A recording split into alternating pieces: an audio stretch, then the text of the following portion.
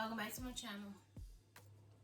I'm going to take this time to really send my regards to everyone that is currently um, in the fight, struggle, um, and sympathizing with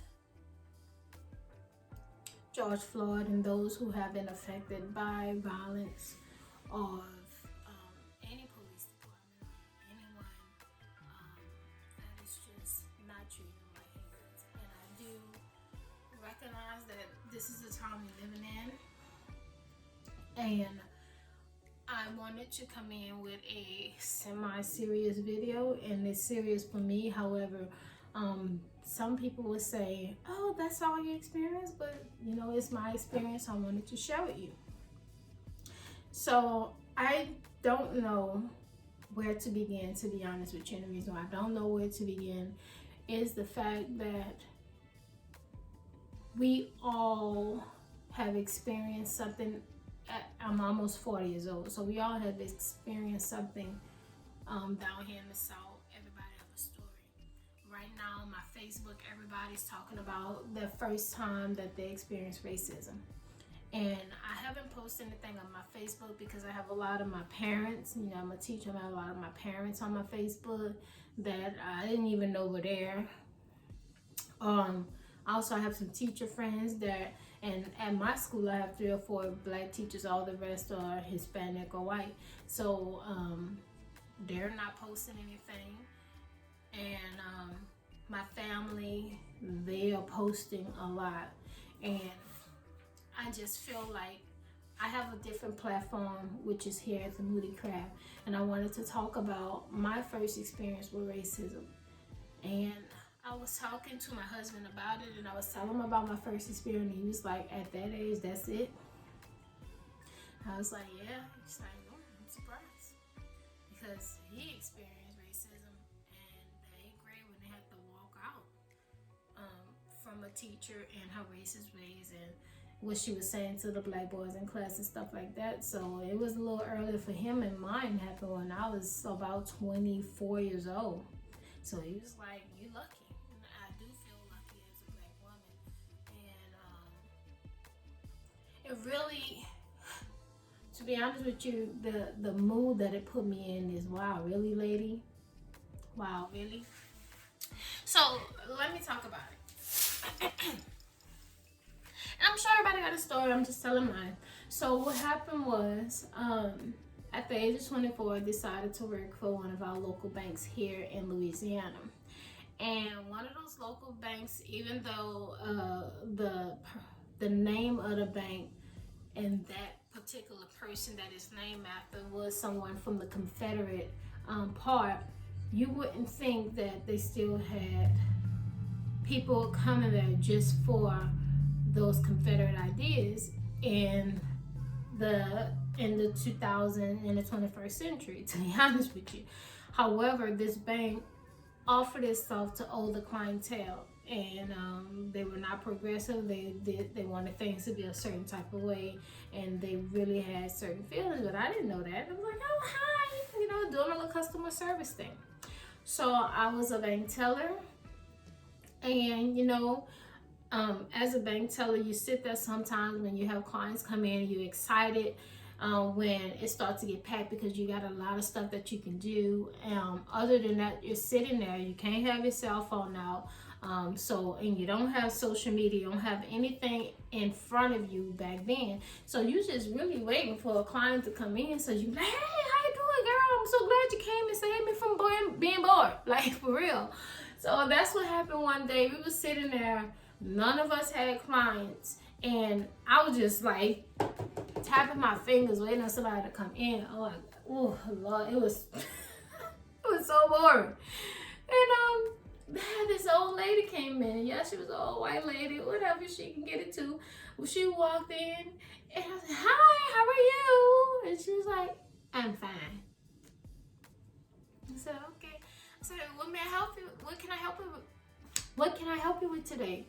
And she said, "I need to get into my safe deposit box." I said, okay, okay. So I get out of my little seat and start pooching, you know, and go and get the key to unlock the door to let me out of the teller area so I can walk across the bank so I can go and get her key so she can get into her safe deposit box. I start moving around and I'm excited. I'm like, oh, yes, I get to get up out of this seat, go help somebody, talk to her a little bit, you know, just so I won't be bored. And she said, not you. Nerd? And oh, she said, not you. I said, huh? She said, I don't want you helping me at all. I said, oh, yes, ma'am. So the boss walked out of there because she could hear, because we bored in there. Everybody could hear everything that's going on. I don't want you to help me at all.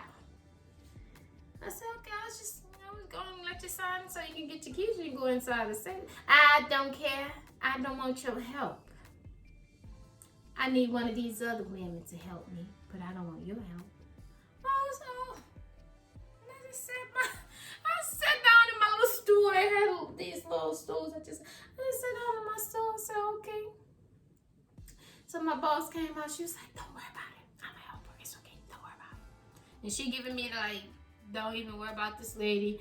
She been with us for a long time. She's a little off, whatever, but don't give her too much. And I'm like, okay, I said no. And guess what I said? I said, well, ma'am, you know, have a blessed day. She said,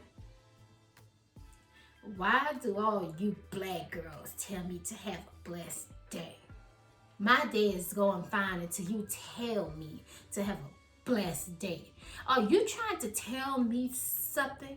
What the black girls that work for me, every time I talk to them and tell them something, they tell me, well, man, have a blessed day. What does that mean to you?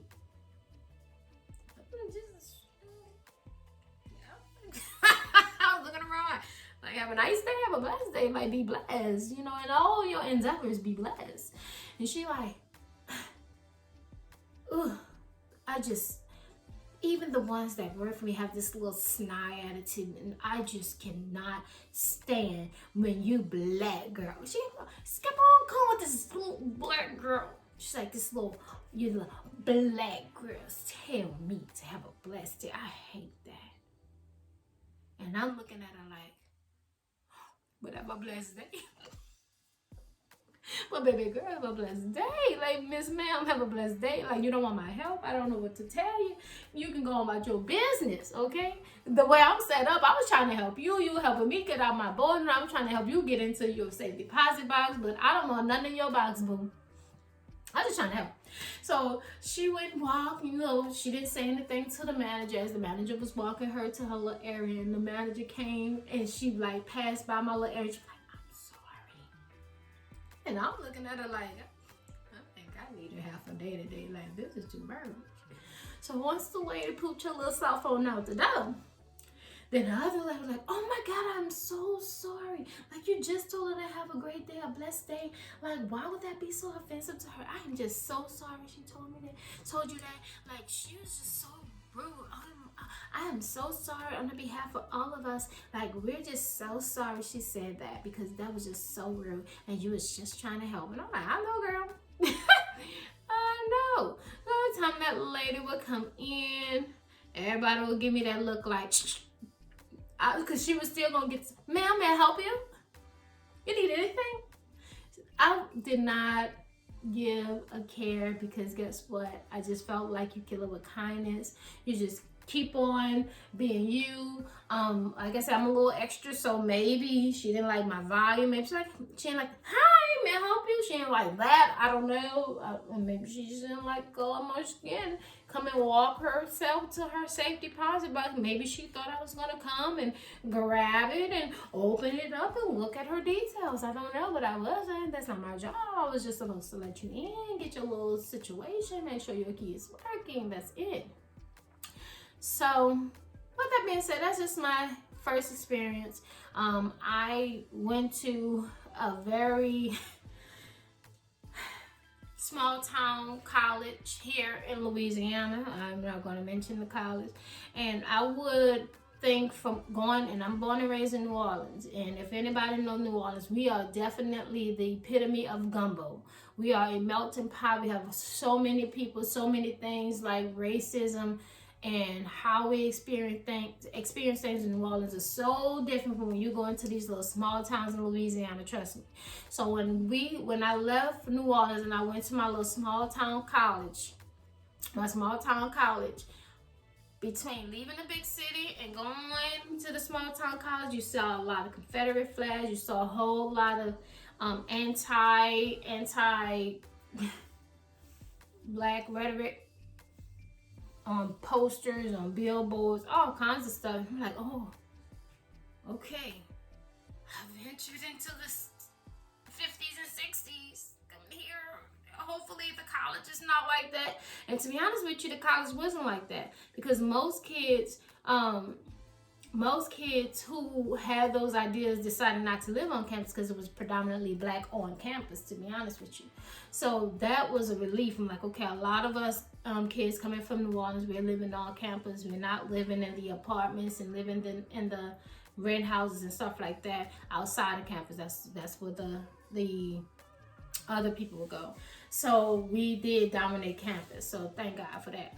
However, you would think going out to the only Walmart they had at the time in the place, or going to these different areas, I probably would have experienced, but I didn't. I experienced it when I turned 24, working at a bank, just dealing with an older woman, not feeling comfortable with a little black girl, helping her and telling her to have a blessed day.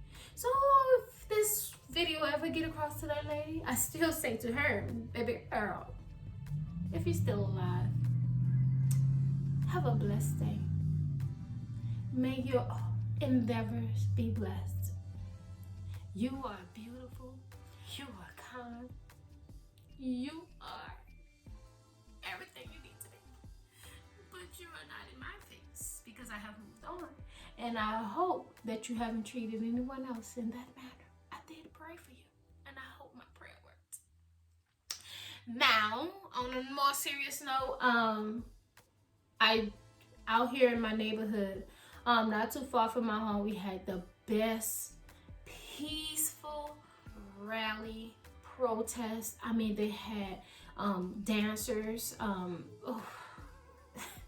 dancers. They had a lot of hecklers online, but like out there in the public at the actual event, there was nothing that signified a lack of unity here. It was the best thing I have ever seen when it comes to actual protesting in 2020 and the 20th century period. Like, it was like in the 21st century period, it's like they really understood that this is serious. They let a balloon out for each victim of violence when it comes to the police. It was just so peaceful, and he was humble, and he just thanked everyone. We had black people, we had white people, we had all kind of people just elbow and elbow, because we're trying to social distance. But it was awesome, and it brought me to tears when it was doing that praise dance, and it brought me to tears when they had a guy, he got up there, he was talking about his son, and I'm like, oh my God, this is about to be too much emotion. But he was talking about his son and what happened to his son. And if you guys want a video about what he said happened to his son, like, just let me know in the comments below. But it brought me to tears. So I'll talk to you guys soon. I don't want to run out of time, and no little YouTube give me only 15 minutes, so I'm going to use my 15 minutes. So I will talk to you guys soon. Thank you. Please subscribe to the Moody Crab. Tell Chrissy hi. Say hi, Chrissy. Don't be bothered. Don't pay on the mind. Anyway, I'll talk to you guys soon. Bye.